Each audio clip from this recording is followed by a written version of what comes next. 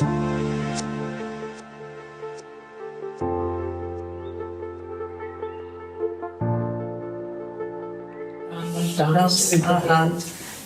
That was dear. Now, what was that a particular time of the year, or? Well, I think I was 21. And we weren't going because I couldn't afford the frock. We needed a long dress.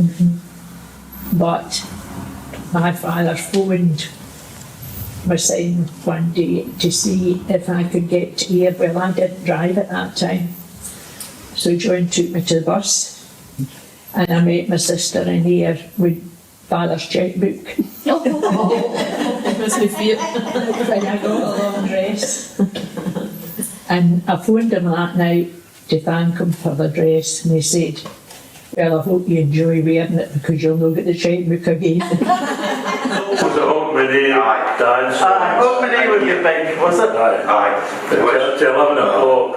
Then everybody would go home at 11 o'clock to bring New Year in. Yeah. Aye.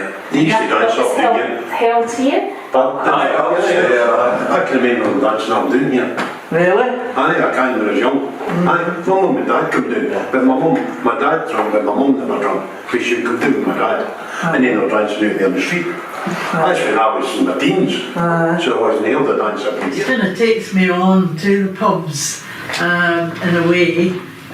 We did have two pubs, the McClure and the Kirkmichael Arms. I don't know whether anyone has any memories or Lots. No. No problem. The McClure was the hunting and fishing pub. Yeah. The deer stalkers and +4s went in there, and it could tend to be a bit rowdy. And there was a large pelmet above the window, and the trick was when you came in, you tried to throw your deer stalker for it to land on top of the pelmet. But it was so high you couldn't reach it to go out, so eventually it became a whole line of deer stalkers. But the lady who ran it at that time was Mrs. Ray, and she ran a tight ship, no bad language, no swearing. And if you did, then you were out. She ran it for a long time, and it changed hands several times, and we tended to use both pubs. You took your maiden aunt into the other one, into the Kirkmichael Arms. It tended to be the guide in the McClure. Was it men only mostly? No, it wasn't. In the McClure? No, you could take ladies in. They tended not to like it as much as the other one. Michael Arms was nice, was genteel. I mean, when we first came, our first meeting was with, after we looked at the cottage one day, we came down into the village and went to the pub and met Betty Rue and Jean Wilson, both attired in their beautiful long tartan skirts. And we thought, oh, this is a nice place. So that was one of the really good things of moving to the village was the pub. My first night in the Kirkmichael Arms, I walked down from just outside the village where I live. It's 1 mile. So I walked down, and it was full of farmers. There was only the little bar at the back, there was only one bar in it. And there was about 6 inches of water in it. And all the farmers were stood in their wellies. And that happened lots of times, until they fixed the drain under the road. Before Mrs. Ray came into the top pub, it was 2 ladies that had it. It was Miss Somerville and Nancy Main and Jane Somerville. That was who was in the top pub. I used to go when I was a wee girl, but was just stayed down the road to get lemonade. Well, in that top pub, you might remember this, I was never in it. This is when I was a child, I'm talking about a long time ago. But the bar, I remember the bar, you went in and the bar was over like this, and there was a particular seat at either end of the bar, and it was for the 2 oldest clientele of the place. They had the seat at either end of it, but there was the first seat and the second seat, you know. And my grandfather used to go there on a Friday night, and he sat in the eventually he was in the second seat. But gosh, he sat there, he was desperate to get into the first seat, and that was considered to be really having achieved something, you know. And eventually he did. And who was in the first seat?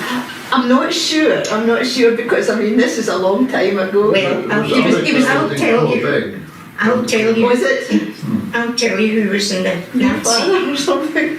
The Reverend G. Johnson. They had a dog show, a pet show every year, which was great. And Daisy won it. Daisy won it 1 year, yes. That was my dog. But it could be a hen or a rabbit or anything, you know.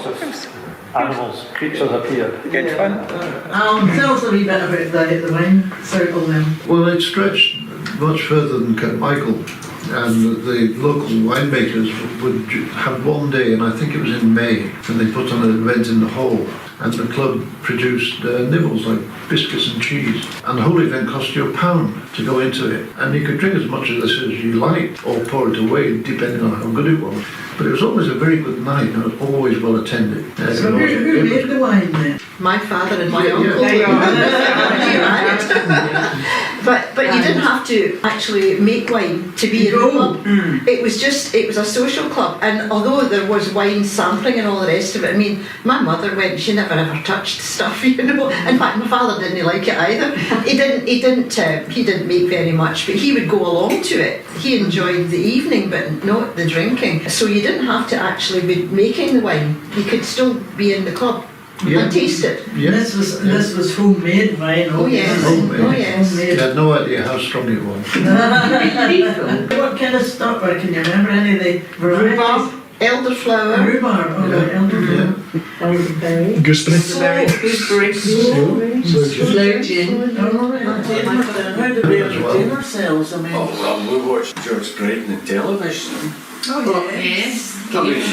Game show. Oh, that's right. You're a quiz boy. But plenty of entertainment Put there. Anne Robinson in our place. Wait, you're the weakest way. He won it, in fact. Did you? Did you win it? Sorry, George. It was a funny thing Look because after our I chase wasn't for that. supposed to be on it, but I'd gone up for an audition and they said, right, we'll let you know. I never heard anything more about it, but they had my name. And the night before it was due to be filmed, there had been a terrible snowstorm. So there was a lot of people coming up from England that were contestants that couldn't make it. So I got a phone call on the night before.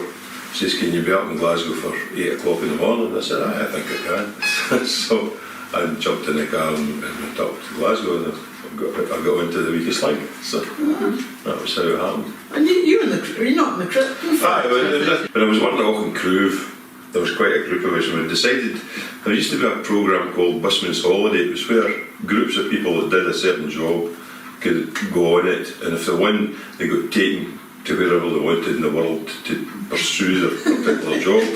So we thought, well, that'll be good. I work in the grassland. We'll see if we can get to New Zealand because it's a great grassland. So that was the reason we went on it. We didn't get on it. We got the audition, but we didn't get on it.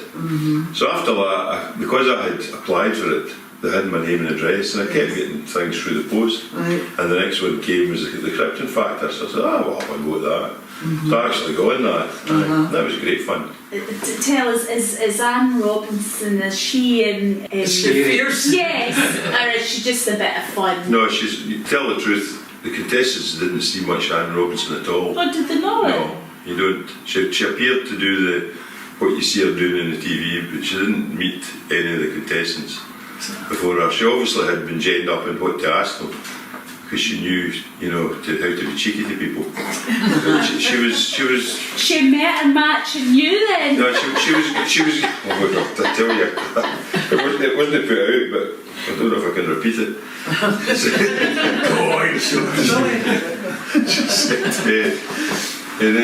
You're a gardener. Yes.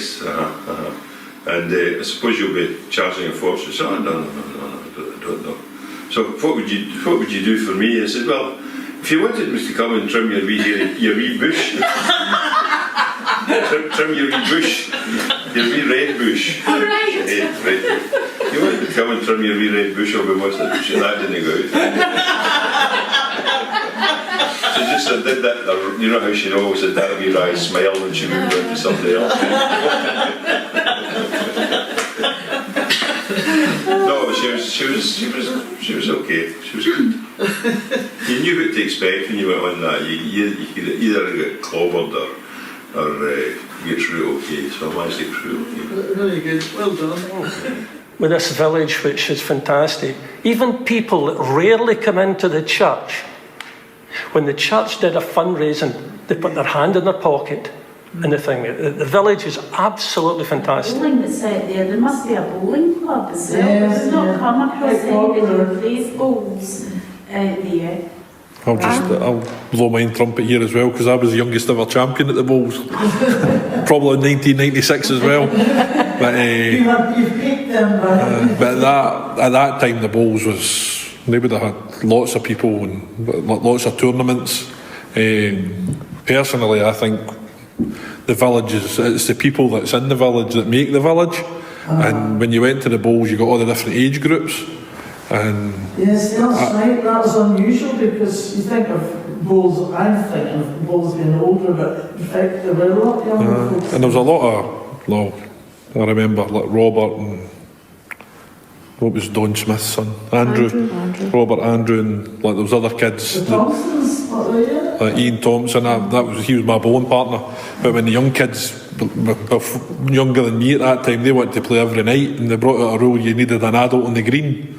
So they had to go and get Rab White every time they wanted to play. So the rule lasted 2 days, because he says, I'm not coming down every night. So they were allowed on every night themselves, but there was a lot of kids at that time, I don't know, a group of 6 or 7 that, well, they weren't sitting in front of the screens and things like that, because they were out there playing bowls. Yeah, that's unusual. Maybe you need a community evening every year to introduce people to bowling. Well, I think actually, I did try. Marnie was talking about that they used to have a bowls tournament in the gala week, but I think latterly it became a kind of open night that anyone could come for a night and try.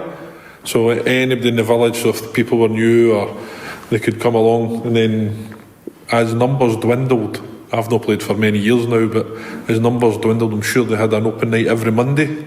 So anybody could come along and give it a go, and they were provided with the bowls and the shoes. And we tried carpet bowls in here. And that was with Rab White as well. I've played carpet bowls in here. Rab set that up. Because Rab was a greenkeeper for years out there. Yes. And, well, Rab was everything for years. Yeah, they're now rotating that, I think, a bit. To cut the grass. Well, I think there's been different teams over the years where, unfortunately, people like Davy Walker used to cut it. That's right. Because you would see him, he stayed in a farm about 1.5 miles outside the village. And you would see him driving by the window in his ride-on tractor, holding traffic up, smoking his cigarette, with his dog on the back, and driving for a way up there to come down and cut the outsides, and then away back up. Just not a killer world. He was a character. Yes. What's in your bag? Oh, I brought that.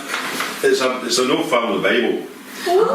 Because every time when we first moved to the village, the locals used to call me, "Oh, you're nothing but an interloper." An interloper being, we don't have that. Interloper being someone who is a kind of a blow-in, as they call them in Ireland. Is that right, Noreen? I've never heard them called that. This is the old family Bible, the Bryden family Bible, and it's George and Sarah Bryden. Just coincidentally, now, George Bryden was my great-great-grandfather. Really? And there's a wee bit, I'll not go into it, but there's a wee bit in the middle where all the family registry papers are put in. Yes. And George Bryden, who lived in Burnfoot Hill at Patna, he was a miner, and Sarah McMurdo, who was a dairymaid, I think, for Creshill, met in Kirkmichael and were married in Kirkmichael Parish Church. Really? So every time Matt says you're an interloper, I says I was here before you were. So it's in there, the deaths. The details. The details of the death. He was born in 1846. Alright, I see. So the 11th of January 1846 in Muirkirk he was born, and Sarah Boyd, in the parish of Kirkmichael, the 17th day of September 1845. So that was their birthday, that's when they were born. I don't know if it tells you they're married. So were you born in Ayrshire as well then, George? Aye, I was born in Ayrshire. Right. I was born up near Rankis and Drongan. Oh, right. That way. So you didn't, your family really in all that time haven't really moved around too much? No. No? Well, I haven't. I other members of the family have, but Yeah. came back here. But I only came back here temporarily, as I said, because there was a house going. And did you know that connection before? No. No. It's just a bit weird, isn't it? It is, it's a drawing. Ding dong swoosh. Shut the door as hard as you could, run away as hard as you could. If you run your father-in-law was standing behind the door. You're always chasing it. Always chasing it. You spit in your backside of it. One day it was my turn, we took it in turn. There was 2 or 3 doors that you had to be quite careful when you were chatting the door and run away. And this time it was Jimmy, and it was big open space walking up the door. So your car park goes and taps the door. And Jimmy was standing behind the door waiting on me, and he grabbed me, quick as a flash, is Jim coming out to play? I gave my feet never my feet up. I was bloody quick thinking, Jim coming out to play, what's me doing the pie? I think you got history of that. I know. What's going to be for that? I mean, they used to chase us all around the woods, some of the... And I was scrambling and I, with these wee kittens, appeared from somewhere. So Agnes and I got the kittens and we took them in here to the holy tree, right, the beds, put them in on the step. And the minister's hens came from across and stealing the food. So Jim Kennedy, that was in Eby's sub, he was up and there was a hawthorn tree and it just on top of that and then up. So Jim Kennedy sat up there and this hen came across and Jim had a stick and he threw it and it hit the hen. He didn't mean to hit it, but it hit the hen and it just went. So what do we do now? So Jim picked up the hen and we went down the hill and we put it under a tree and we thought, wonder what will happen now.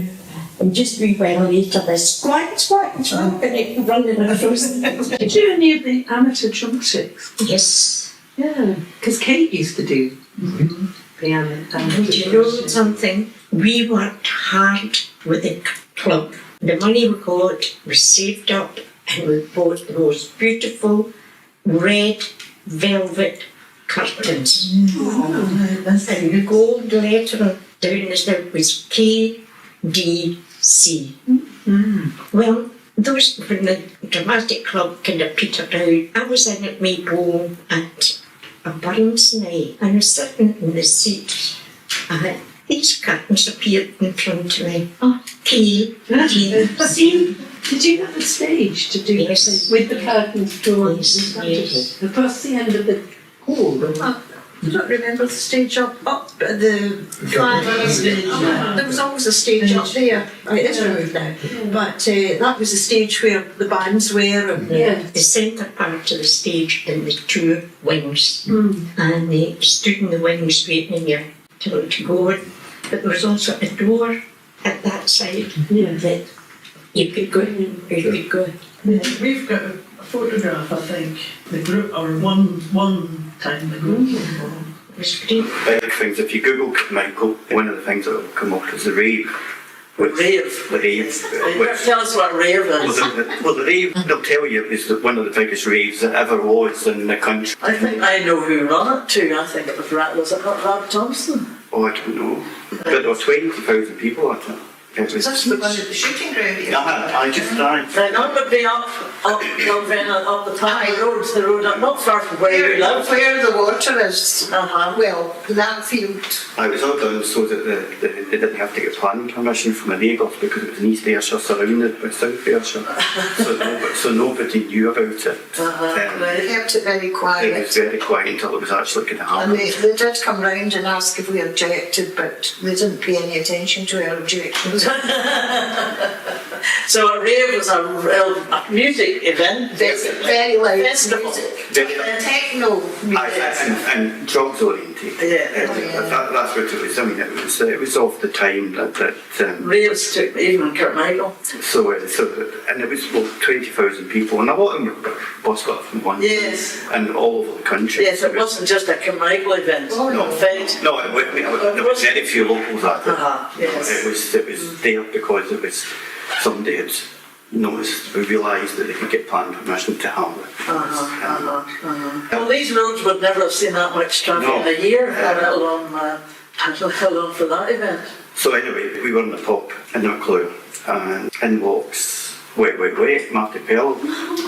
So he's in the pub. He'd come in because there was the traffic jam, and he thought, I'm not sitting in a traffic jam, there's a pub. And so he'd come in, but he was in for hours. Did he engage with the... Oh, engaged with his son. He was in he was in the program in the back, and he sang songs, and they were really nice folk. And that was quite a night. And we ended up, so we had, there were three of us, Grant Lemon, Fridgemore, and Alan Henry, who was at Free Florence, the Free Pub. And we had VIP passes to the rave because we were neighbours. And you probably offered them as well, but... That was instead, because we didn't want to have it. You got them instead. Yeah. Of planning it. We don't want it. No, here, have a beer. Have a pass to go to the rave. So we ended up, we went along to, we had no intention of going to it, but Mark Pell managed to persuade us that we were seeing us, and so we ended up in the VIP bit. And it was, at that time, with 20,000 people, and it was, and we were just in this bit at the end. Yes. And I've never seen as much drink and food, and it just all laid on. And it was so loud. Oh, it was unbelievable. Really, really loud. Can you remember what year that was at all? I don't know. 1991, is that right? My nephew came to stay with me that night. Well, he came to go to the rave. And he's in his 50s now. Aye, because I looked it up last night, and it was a couple of months before my 21st. Right. So that was 91. It was, we talked the whole night, it was all these bands, and they were massive things, but to tell the truth, we were country bumpkins. We really didn't know who they were. And we enjoyed ourselves, but we decided, well, we're off home, maybe at 3 o'clock in the morning or something. And there's all these people, selling tickets and things all about. Ticket touts. Somebody tried to sell the ticket and says, no, what you got? And we took the notion, well, we'll just sell our tickets. So we ended up with 40 quid a piece for at the door. And the steward came to us and recognising that we were a bunch of bumpkins, thinking that the people that were selling the tickets to were the ones that were trying to con us. And here it was us. Well, you have to get something for it. Were you the first man to be involved in the guild, were you? Yes, I probably the first. Just reversing roles? I mean, the Church of Scotland Guild came about in 1887. I'm not quite sure when Kirkmichael Guild started, but it must have been going for 100 years. 1902, I think, initially. Right. But it stopped during the war years. There were various times when it didn't exist, and then it was revived. It was always called the Women's Guild. That's right. Yeah. And churches, men had a men's association in a lot of churches. So there was the two things, and eventually, again, numbers were dwindling in churches, and people, men and ladies, were not supporting these events. So a decision was made. I'm not quite sure. They must have been round about or just before the millennium. In 97, 98. Yes. The guild. It would be called the Guild. So men and ladies would become all one, it would be the one. And when I came to Kirkmichael in 2009, I rejoined the church in Kirkmichael. I mean, being a member up in Glasgow, and I think the year 2011, we'd come along to the guild, my wife and I, and the usual, the first EGM. Maureen Cowser was the the current president at that time, and there was no vice president, and of course Joe Monk, we hear, was nominated, and I was then on till 2023 as president, and I think probably the first male president, if not in Ayr presently, if not in Scotland. All the wine tasting, or do you know anything more about that? Mum and Dad were in the wine club here. The wine circle. God, remember they used to have an annual thing where you paid about £1 and you'd have all these different wines, carrot, rhubarb, nettle, and you'd get folk go, and I mean, you got some people getting into pretty bad states. Well, they had a punch bowl when you went in. Aye, They had a bowl of punch, and that started you off. I think we should start it up again. I remember having demi-johns all over the place, you know, in the kitchen. Did you make some? I was trying to attempt to make rain, but not one. Dave Ridge and I used to make a bit of wine. We used the cellars. We used the cellar at Kirkmichael House to ferment some because it was a nice steady temperature. The person John spoke with, Dave Ridge, he ran Kirkmichael House for a while along with his wife. Is that when the boys were the boys, they were the... And you were making this wine in the cellar? I love it. It's all indication.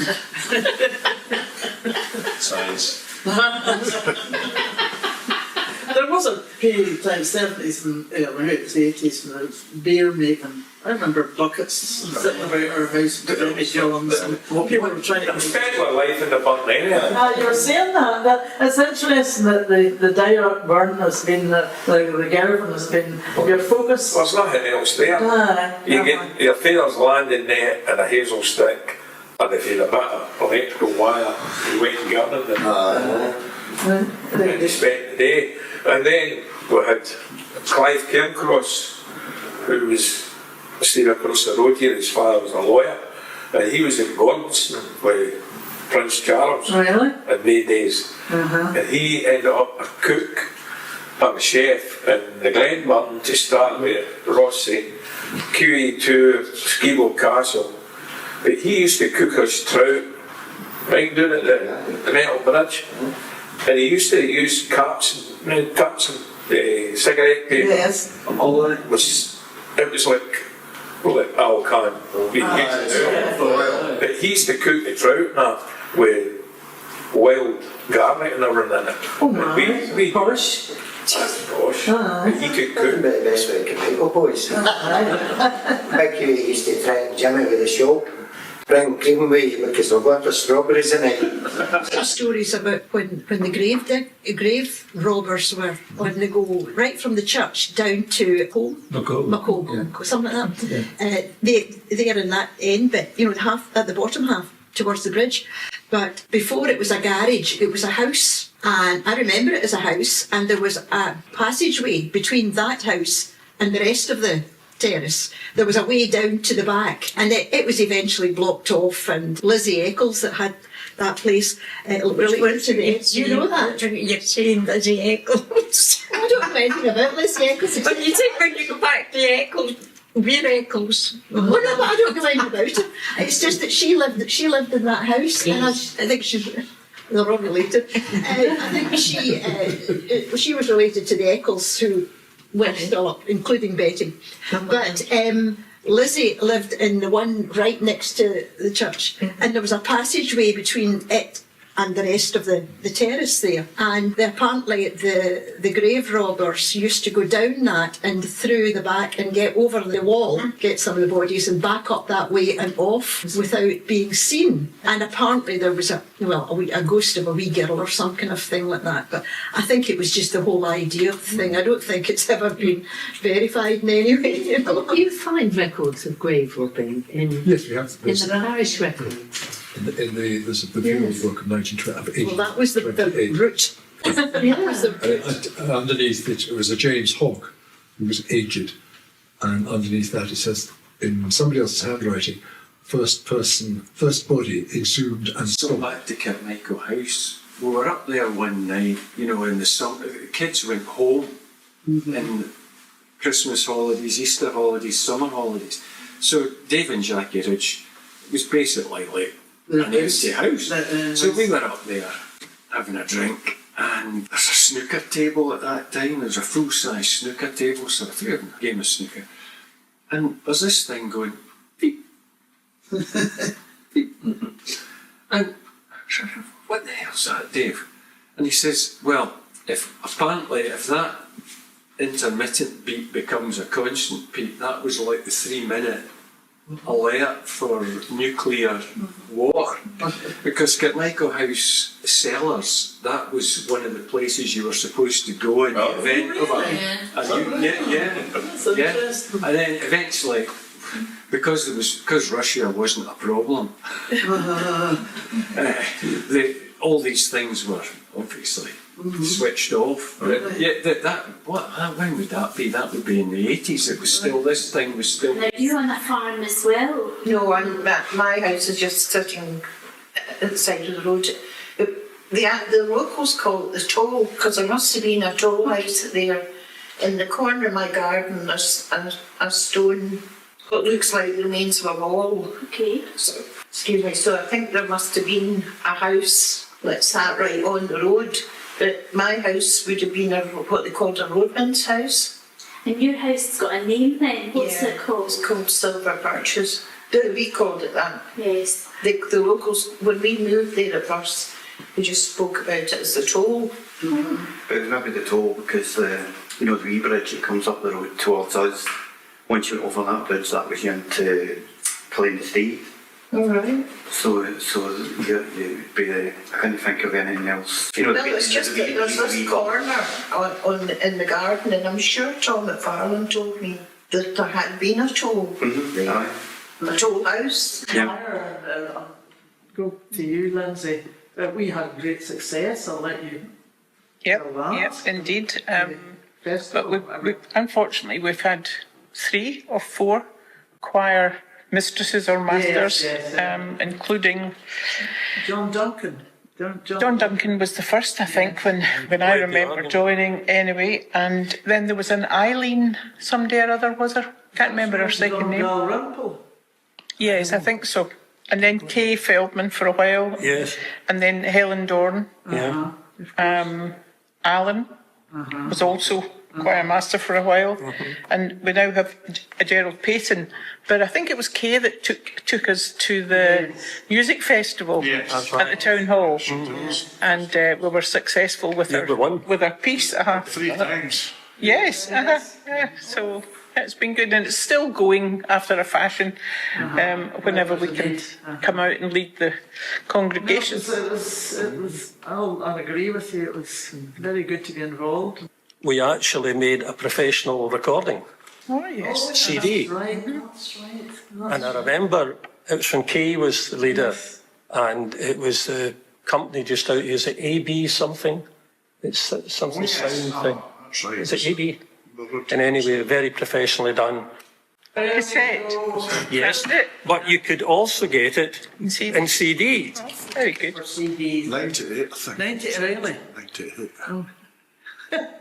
Coming to you one night on it. We used to stand up there at the beginning of the Christmas Eve service, and it was Alan Dorn who usually carried the candle down when we came downstairs. And he was burning his fingers with the time he got in, remember? Name they're sticking it is Spider. Oh, I forgot this. Yeah. Yes. Tell me about Spider. Spider. Oh. What was Spider-Man and his brother Teen. What's his right name? Jimmy. Was it Jimmy? Jimmy. He wasn't playing that. He was playing that. Janice's brother. It was him and Billy. They were both brothers. And they could turn their hand to absolutely anything. Billy was really good at woodwork, and he used to make beautiful crooks and walking sticks. I mean, the engraving in them was phenomenal. Spider could climb any palm tree building that you asked him to, but unfortunately the two of them succumbed to alcohol. Too much. But they were harmless, absolutely harmless, and everybody in the village knew them. And I could lie in bed at night and you would hear Spider going up the road, and all you could hear was them singing "Who's Sorry Now." Chickens were quite commonplace because you could go to the farms and get, and you're talking about Jimmy Hose. Well, Jimmy used to take orders for chickens from New Year to Christmas. This is a cracker. And as I said, he worked at the creamery, and he was known sometimes to take a case of butter or two home. We most of that. He would deliver it to the customers came to his. So he says to me, I was working at the pub that night. He'd take me down the road. I says, I'll take you down the road. So I gave him a round down. It was nearly Christmas or something like that. And he says, come in and me some butter, but don't tell your father. My father went beside him. I said, no, I'm going to tell him. So anyway, I was away in. We opened the back door and there was chickens fleeing everywhere. I mean, I'm talking maybe 8, 9, 10 chickens. Jimmy's house. Oh, Jimmy's house. And he's going, what's that? Their legs tied in the back, but they must have got loose. Tied together. You're talking about the food. Now, when I was a young boy, you were taught to call Mr. Hose. I was going up to get his son his Gordon hose, and we were going fishing to the loch. Now, Mr. Hose, can I use your toilet? And how you came out of his boy, away you go, gospel truth, and threw into the toilet, and he's lying in the bath. There's 2 salmon, a lamb with his throat cut, and 2 chickens with their feet tied together, going about in circles and blood splattered everywhere. And he says to me, I just help you, in you go, boy. I never dried up as quick in my life. It's here, in this Kirkmichael. in the church. Register office in here. I'm very now. Maybe it's a lot cheaper. Johnson came to my side and christened my son and daughter. Really? That's recent. That's relatively recent. John was there as well. Quite well. I'm aware of it. It was the high line. And he said, going to John christened. And he said, I'll just do it when I'm here. That was the kind of man he was. So he was, how long was he a master for? Quite a while, was it? 36 years. Was it? Was it? I think I've got a cutting out the paper of McCallum's talk the Sunday that he did after Johnson died. When he told the story that when he came, I think it was Anbank, he came, and he said when he went to Anbank, he was idolised. After some time, he was criticised and now been vandalised. Story that I haven't heard anybody talk about, and I think it's quite an important one. It was in 1965, March 1965, when the school bus didn't get home from school and we all got stranded at Cross Hill. It was March 1965, and that was in the day when you left school at 15, but I stayed on at school, and I was probably the only one in the village that did actually, and I was the oldest in the bus for Kirkmichael. But we went to school at Carrick Academy, and at about 10 o'clock, we weren't there that long, the head teacher came on the tannoy, which we had then, and said that he called the school buses, and that all of us who went on school buses back home were to get back, immediately gather your stuff up and get ready to go home in the buses. It was snowing, and it was big flakes, and very dry flakes on dry ground, because it was March, and it hadn't been raining or anything. You wouldn't be at school then, but do you remember it? Because it was unusual, and it was live. We were at school thinking, my goodness, and the snow was starting to collect and all the rest of it. Buses came, we all piled into the bus, and the bus, it's a different route now, but it went from Maybole to Cross Hill to Kirkmichael to Straighton and then back the way. It was at Cross Hill, Kirkmichael and Straighton pupils. We all got into the bus, dropped off the Cross Hill pupils, that was fine, and started coming the wee road, the back road from Cross Hill to Kirkmichael. That's the way the bus came. And we were on that long stretch just outside of past the bowling green, and the bus got stuck. It couldn't move any further. So the bus driver said we all had to get out and walk back into the village. Well, it was still snowing, and I'm not kidding, I remember the snow, it was well above our ankles. I mean, it was up to about halfway up our shin, whatever it is. And we all walked back and into the police house, and this was Straighton and Kirkmichael children, and we were all in the kitchen of this woman's house, soaking wet, and the steam was rising up. You could remember the smell. All these bodies. We were literally standing room only because we were all squeezed in there till they decided what to do with us. Well, there was a coal lorry. It was going to Straighton, but it was going the other road to Straighton. So all the Straighton children piled into the back of this coal lorry. It had a canopy thing as well, but I mean, it would be filthy.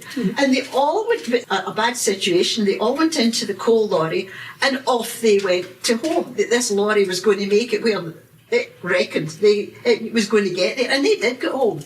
So we were left with the Kirkmichael children. Now, I'm not actually sure how many there were of us, but there would be no more than 15, maybe less than that, maybe about a dozen of us. And we were all in the schoolhouse, and the word went out, we were going to have to stay overnight because the roads were blocked. There were some stayed in the police house. At that point, the Heed Inn was a hotel, which is it's now a house, but it's been a restaurant and all sorts of things. Where the restaurant used to be, it was a hotel. Some very lucky ones got sent to the hotel, and they had proper rooms and beds and everything. And my maths teacher, who was Mr. Benny, I shouldn't say, do you remember Mr. Benny? An awful nice man. Well, he took 3 of us, and I was in his class at school, I think, and we went and stayed with him. My grandfather, he bought Penmurray from Klein Estate. Penmurray? Aye, where Polly comes from. Ah, right, so it's all Lincoln. Aye, so that's where our family was, my grandfather married into the family there, but my gran, which was talking about 100 years ago, my gran was in Penmurray and had been for many generations, That was quite, I know we're talking about, not supposed to be talking my history, but my gran lived there with her sister, and her mother and father died very young, and they farmed the farm, the 2 sisters, and they had what happened in those days is that she had a child out of wedlock, and so she was rearing a son with 2 sisters, and in this day and age, even if you were to get a couple of sisters with a child, people would think that was quite something different, and that was happening 100 years ago. Yes. I think I've got some lovely photographs, haven't we? Yes. Of 2 sisters. Yeah, and they moved when we'll go back to Klein. Well, they bought that, and then they got the opportunity to buy Glaston, right? Which is 80 years. It was just a month after the war ended, which is 80 years this summer. They bought Glaston from Klein because Klein had death duties because so of the they war, wanted to get money. And they had 3 brothers. Right. They, instead of passing it down a generation, there were 3 brothers that paid death duties in a row, so they had to sell a lot of the farms, and they didn't sell it. When I gave it away, my grandfather bought it for £1 an acre. That's a bargain, Brian. That was good. That's an enterprise again. I was just going to say, has this always been a pub as far back in history? I mean, I don't know how far this building exists from. I think originally it was 2 or 3 cottages. Right. Way back. I suppose it might be Weaver's cottages. The other cottages are Weaver's. The old on the survey maps are 1840s. It's back down as Kirkmichael Arms public house. So there was quite a few public houses in the village in those days, but this was always marked down as a public house. But before that, I don't know when it would be built. But There was also a hotel, just a Cloncaird Hotel, I think it was called, about 2 doors up. A big white, where the White House was. I think that was true. So there've always been an interest there. And did the McClure become a house then? Yeah. Yes. Yeah, it's a house. Coming from the suburbs where you didn't have these kind of events, the atmosphere at the church fete and at the cheese and wine party in the man's garden was fantastic. And all you needed to make it perfect was a nice afternoon or an evening in the case of the cheese and wine and a bit of sunshine, yeah. And it always reminded me of scenes from Agatha Christie when you had in the church fete in the afternoon and everybody was there, everybody was dressed, the ladies in summer coats and the gents in their shirt sleeves and so on. And it was a fantastic atmosphere. And you had many characters in the pub that if you needed something done, oh, Jimmy will do it, or John will do it, or that kind of thing. And like, well, my grandpa, he worked at the McClure Inn. At that time was John Lowry that owned the McClure Inn, but I could tell you, it's called the credit card story. Right. So we're going back many, many years when, like, if you went for your shopping, you actually took cash out to pay for it. Nobody just switched or anything like that. So there was strangers came to the pub, and the first thing they asked my grandpa was, "Do you take card?" And my grandpa, no idea, but just agreed. So he said, "We take card, but aye." So he said, "I'll run up a tab and I'll pay at the end." At that time, there was nobody else in the pub apart from these strangers, as my grandpa would call them.